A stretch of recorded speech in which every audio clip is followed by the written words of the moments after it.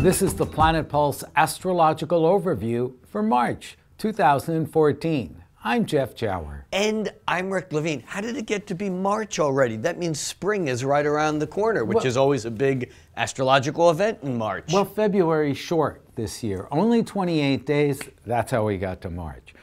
And March starts off with a very interesting change as Mars changes directions on the first day of the month. Well, it's really interesting because Mars is the planet of moving ahead. Mars is associated with Aries. Aries is the first sign of the zodiac, and the astrological calendar begins on the first day of spring, which is in March this year, on March 20th. And so it's interesting that we're beginning the year coming into the month of spring, into the month of the planet Mars being in its own, and yet Mars on March 1st begins its every other year retrograde period, and it's basically Mars, instead of pushing ahead, blasting forward, it's going in reverse. Weird. It is weird. When any planet goes retrograde, its energy turns inward. It's a reflection of the past. It's a reflection upon our subjective emotions. But Mars is the most direct and forward planet, which is already slowed down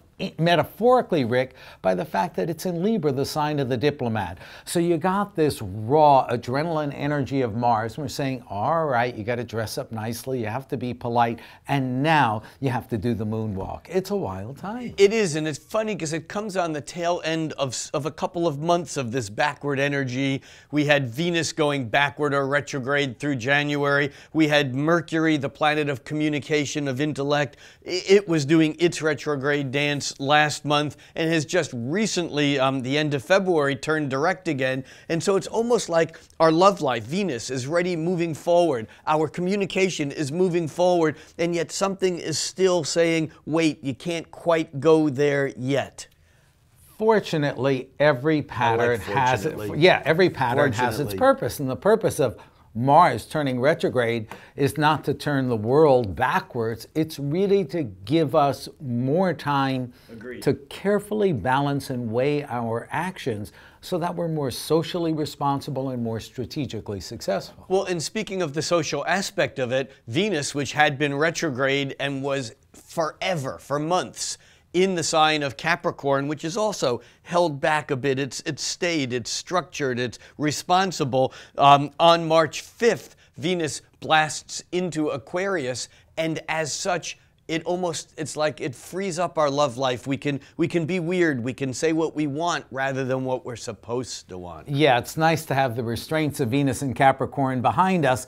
Not to say that there's anything wrong with any of these placements. They all have their purpose. And in fact, Mercury, the communication planet, turned retrograde or backwards in sensitive Pisces back on February 6th. It backed all the way into Aquarius on February 28th. As you just pointed out, Rick, Mercury, the communication planet, began going forward. And finally, on March 17th, Mercury goes back to Pisces, bringing us a return to the poetic, imaginative, compassionate, intuitive qualities associated with that transit.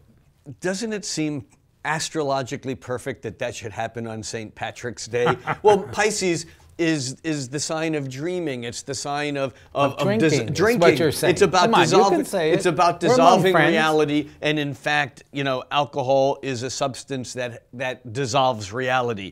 And Mercury's entry into Pisces on St. Patrick's Day basically says that our talking will be as blurred as our thinking.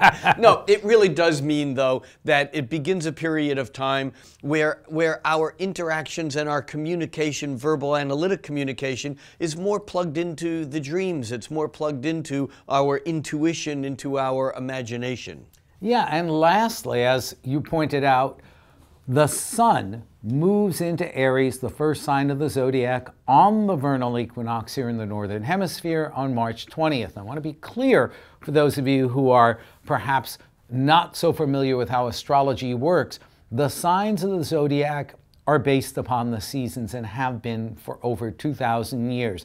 The constellations are very nice. They're interesting pictures of mythologies and stories in the sky. Right. But what we do, and what all Western astrologers do, is tropical or seasonal astrology. And on March 20th, we begin a brand new year. That's right, because the vernal equinox is one of the 4 points that determines our annual trip around the sun. The spring equinox, the vernal equinox in the northern hemisphere, the autumn equinox, and then the summer and winter solstices. And you're right, Jeff, this point marks the beginning of the astrological calendar. Interestingly enough, Mars is still going retrograde, and in some way we're inhaling.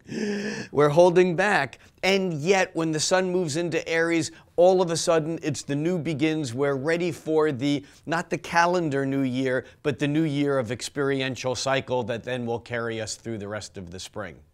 I'm Rick Levine. And I'm Jeff Jower, wishing you a happy astrological new year.